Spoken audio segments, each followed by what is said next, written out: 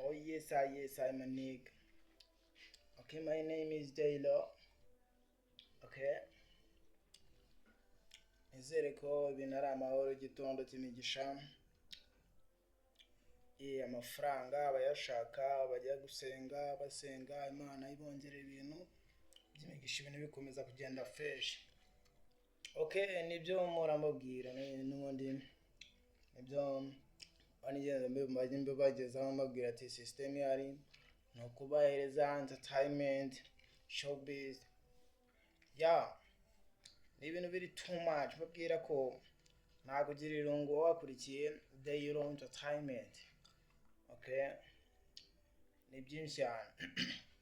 Uko turagenda tubanyuriramo, hari abanzi benshi bari buze gutaramira hano i Kigali mu Rwanda nka Diamond. Nabonye na Baraka nawe yaje kubishyiraho avuga ko Kigali haribushye kabisa. I think ndatekereza ko abantu turi i Kigali nta kwicwa n'irungu tu. Akwicwa n'irungu. Ejo mu gitondo nka saa 8 nibwo Diamond Platnumz, umuhanzi ufite tour n'undi yo kuzenguruka East Africa ndetse na Asia na Australia, afite iyo tour harimo n'u Rwanda. Rero ejo nibwo yaje gushyira hanze avuga ko byanga bikunda nta kigomba kumubuza gutaramira i Kigali muri BK Arena. Urumva ko rero nk'u Rwanda it's a good amazing, man. It's a good amazing. Diamond yagarutse Kigali haribushye.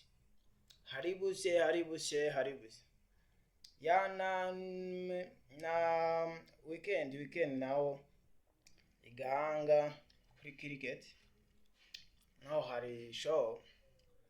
I think naje kubona ko uyu munsi hari checking y'aba DJs harimo DJ Marino, DJ Ira, n'aba DJ benshi barimo, ariko numva ko Kigali yo ni imiriro kabisa. Kigali ni imiriro, hari bushye kabisa, haraza gushya. Ariko nabonye n'abandi basani bari gukora imiziki ya danje nka ya ndirimbo twadutegereje ya King James na Chris Easy. My God, is a beautiful song, man. Mugende muyikurikire. Iri nabonye iri ku mbuga nkoranyambaga za Chris Easy. Ni audio nziza, ariko na video nayo iri bujye hanze vuba. Video ya Chipu nayo nabonye nawe isong nziza ya danje ibyinitse. Wanayitura n'umukunzi kabisa. Ko abanyarwanda batangiye kwisobanukirwa, basigiye bakora music.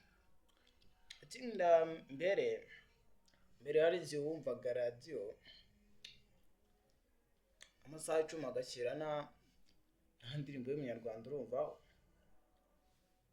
Ariko this moment barakora playlist y'indirimbo zirenga 1000 tutarumvamo indirimbo y'imahanga, ari song z'inyarwanda. It's a good. Ni iby'agaciro, ni ibintu dukwiye kwishimira. Kabisa ko nk'abanyarwanda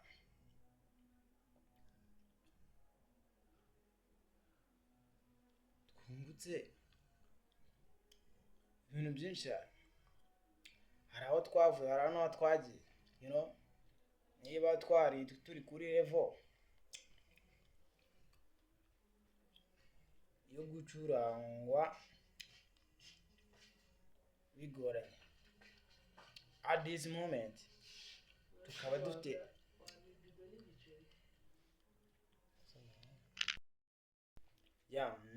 ni iby'agaciro bikomeye cyane, twagakwiye kwishima tukishimira ko hari aho twavuye n'aho tugana.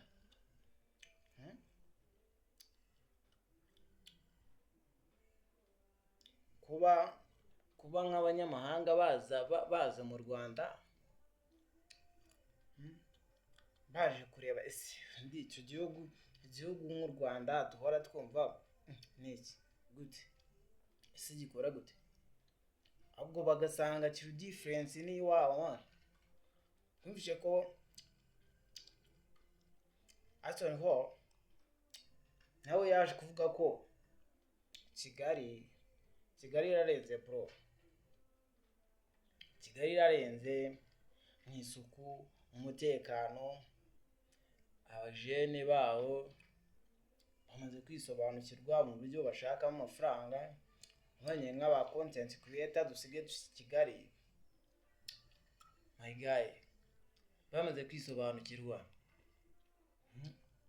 bamaze kumenya ko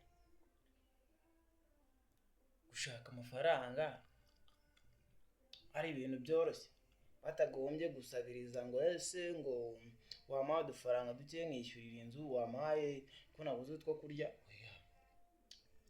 Dusigaye tubona nk'abasitari peti benshi bava mu ntara bakajya i Kigali gukorerayo kandi bikorera. Nka yowe Bogari niwe yaravuye iyo Iburasirazuba, akaba ari umucontent creator uri mu bivibinga fresh abizamo gake gake. My guy, ni ibintu by'agaciro. Kagarara nawe Kagara we n'ubundi nta n'umuntu ukiri kumuvugaho, kwa kundi bamubonaga yikorera utwo dupusha turi aho ngaho twa feke, bati umujama se uriya ni umurengwe, ahandi baba baburaye. Ariko ubu ngubu bya biboro wenda ati ko hari igihe yanabijyagamo yanabwiriwe bro, nta n'igihumbi afite mu mufuka. Ariko aka kanya ni wa murara noneho n'igihugu cyifuza bro gikoresha.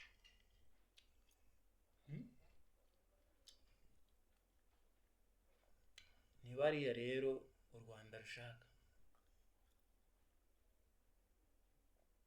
U Rwanda rushaka abajene bigwanaho bro, kuko hari aho twavuye hari n'aho tugana. Ntabwo kubera ko tukiyubaka abapapa bacu wenda barasenyewe, igihugu kiravuga ati reka tuzamure aba babyeyi bagire aho bava n'aho bagana, ariko abazabakomokaho nabo bige buryo ki bagomba kwibeshaho.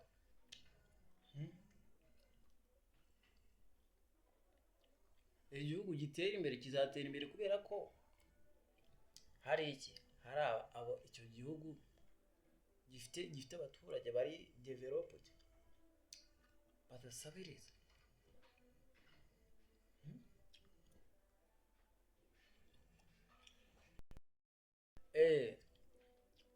Abo igihugu gishaka abajene birwanaho nka Kagarara yirwanyaho aravuga ati njyewe kubona guhinga simbishoboye, ariko tuno tuboro ngiye ntujyana kamera bro, twankundisha abantu ku mugani wa Bogari n'ufite content yitwa ngo nkundisha abantu. Irasiroga yiwe nawe yarabamukundishije pe, ubona ko ari umujene wa mujene, nta muntu n'umwe udashobora kumenya ngo Bogari akora iki. Buri muntu ahita avuga ko ari umu content creator. mpamvu rero dushaka babajene birwanaho bro, dushaka babajene birwanaho mw'abantu.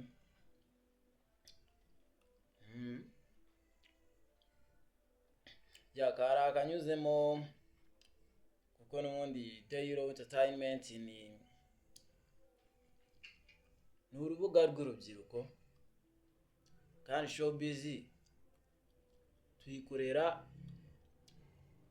urubyiruko bro. Rero mpamvu n'imwe ihari yo kuba wenda ako kantu katanyuramo kwidagadura tudatera imbere, nabyo cyaba ari ikindi kibazo. Mbere na mbere ayo mafaranga yabonetse, wabonye ibirayi by'abana, ubundi turagize twidagadure turye sho, kubera ko niba tubona Nigeria bafite abahanzi bateye imbere bya danje ku buryo tudashobora no gufungura inkweto zabo, nuko babanje bakunda iby'iwabo. Like uko Abanyarwanda bashishikariza gukunda ibyo dukora, like made in Rwanda, you know. Niba mfite company wenda ikora clothes, ntuvuge ngo ntago zira ball man, ntago ni za fake, reka oya. Erega nizo za fake nazo baziguha kandi bazigusana, ariko uwo njyewe nunteza imbere bro, kubera ko nabikoreye n'izo ziri kuri standard ya danje uvuga, nazo nzazikora kubera ko mwakunze ibyo nkora.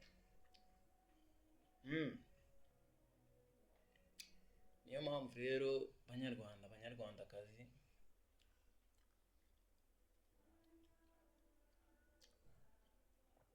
babwisha ukuri,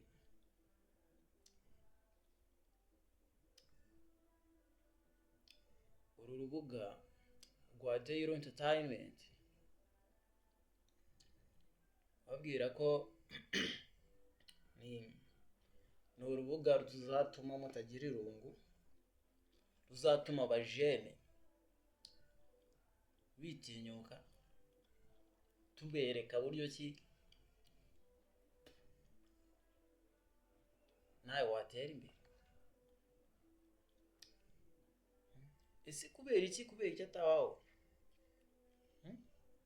Ibyo byose nibyo tuzagenda tubabwira, tubibereka buryo ki buri muntu wese wakurikiye Daily Entertainment ntago azahomba pe, ntacyo azahomba. Ntago uzahomba kubera ko wakurikiye Daily Entertainment, ntago uzahomba kubera ko wafashe umwanya wawe ukanyumva. Uzahungukira ubumenyi, uzumva bimwe byakugirira akamaro, kubera ko ushobora kuba ufite impano ariko avuga ati se nzamenera he? My guys, niba ufite telefone yawe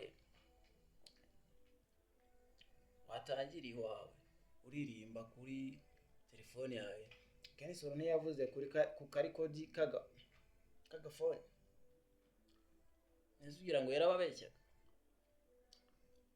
Ngubu ni wa muntu wa danje bro, ni umuhanzi dufite hano mu Rwanda ube. Ko rero nawe gana Daily Entertainment